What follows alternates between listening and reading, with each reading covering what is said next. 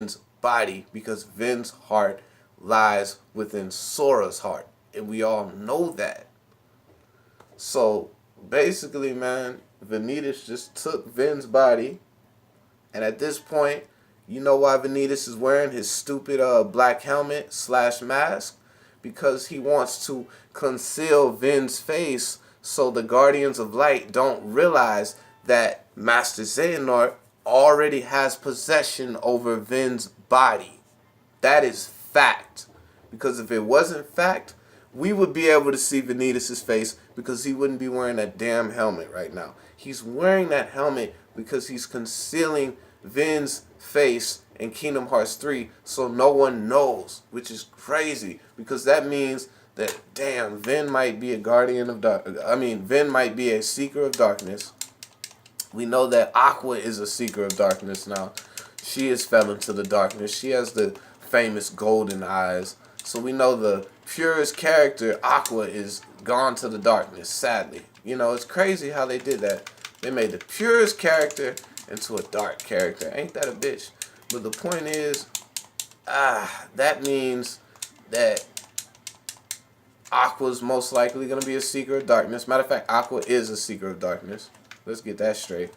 Vin is most likely going to be a seeker of darkness because they have Vin's body. Now they're just waiting for Vin's heart. So, like, Vin is trapped in between a rock and a hard place, you know, or in between a rock and a harder place, which sucks.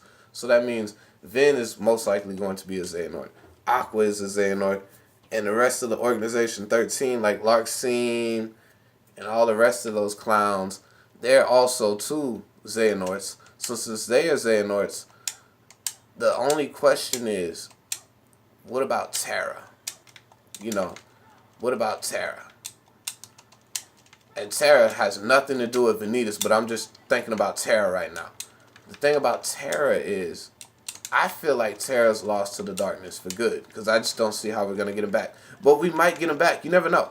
You never know, because if Aqua can be the purest character in Kingdom Hearts and then turn to the freaking darkness, then that means, can't the darkest character, or one of the darkest characters in Kingdom Hearts, turn to the light if given a chance to? And we know Terra will fight for the light if he gets a chance. It's just a matter of him not being trapped. He's trapped. So since he's trapped, it's kind of hard to be a guardian of light in his situation because of the possession that he underwent back in Kingdom Hearts Birth by Sleep. So, I mean, it's just all up in the air right now, but the Guardians of Light are looking like Sora, Riku, Roxas, Lee, Kyrie, Mickey, and possibly Terra. But if not Terra, I say either Master Ericus or Young Ericus, or I say, what's that girl's name that we all forget that is hard to remember her name? Damn it, I'm forgetting her name right now. Ain't that a bitch? Damn, what's her name? Xeon, there we go. Now I feel like Riku, I'm the only one that can remember. Okay, the point is, Xeon might be brought back. Meaning that Xeon could possibly be a Guardian of Light if given a chance to. So we might get Xeon. We might get Xeon because I just don't see how Terra's coming back. But it's possible for Terra to come back if he can be resurrected back as his normal self. Then great, more power to him, you know. But we just don't know. We just don't know. We just don't know. But the power of light is strong. So damn it, maybe he can come back. But if he can't, then damn, we're trapped. You know, we got to find that seventh Guardian of Light. We have 6, but we have to find that 7th. And the only reason why I brought up Young Ericus and Master Ericus as being a potential 7th Guardian of Light is because, you know, if the Seekers of Darkness have a Keyblade Master that fights for the darkness, claiming to fight for balance, which we know that's bullshit. Xehanort doesn't want balance. He just wants darkness. That's why he's a freaking Seeker of Darkness, okay? So, if the Seekers of Darkness can have a Master Keyblade or a Keyblade Master as a Seeker of Darkness, shouldn't the Guardians of Light have Master Ericus as a Keyblade Master slash Guardian of Light, since all Master Ericus fights for is the light? So it only makes sense for Master Ericus to be a Guardian of Light when you really think about it. Unless they do some crazy dark shit and make him a Seeker of Darkness, which is definitely not going to happen. But I'm saying Master Ericus should be a Guardian of Light because he fights for light. So he's a Defender of Light, and a Defender of Light is a Guardian of Light. So it only makes sense for Master Ericus or Young Ericus to be a Guardian of Light so we can have a 7th Guardian, because right now everything's up in the air, man.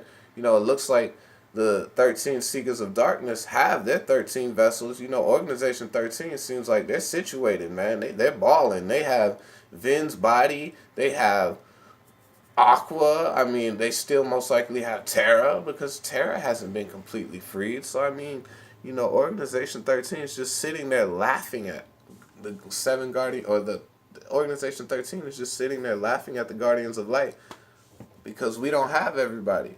You know, we're not prepared, which is most likely why, you know, we obviously lose in the Keyblade Wars, because on that fateful day / night, darkness will prevail and light will transpire. Or perspire, whatever, transpire. So since light will lose on that fateful day, that means the darkness will prevail. So that means whoever our 7th Guardian of Light was, we just got that person in a nick of time. Probably in Kingdom Hearts 3, because we're not ready. Which is why we lost. Being unprepared. If you're unprepared, you're going to lose. If you're prepared, you're going to win. That's just how it works in life. That's just reality. You know? So since that's reality, it makes sense that the Guardians of Light would lose in reality because they were not ready. You know?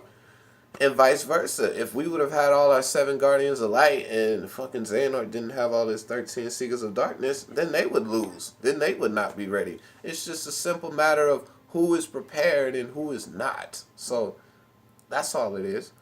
So it's just crazy. But I personally believe that Vin is being used by Vanitas right now, at least Vin's body.